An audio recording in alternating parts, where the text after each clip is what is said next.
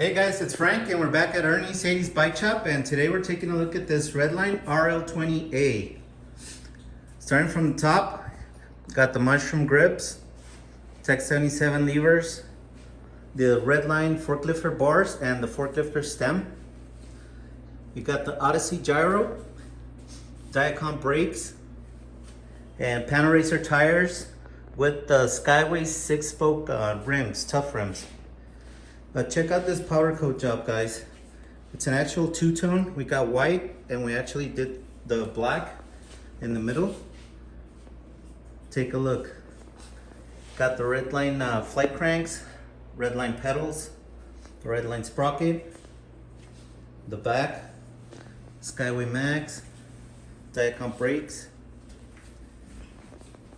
Got the Redline seat post clamp and a Dominator seat. Let us know what you think, guys. This is only at Ernie's 80s Bike Shop.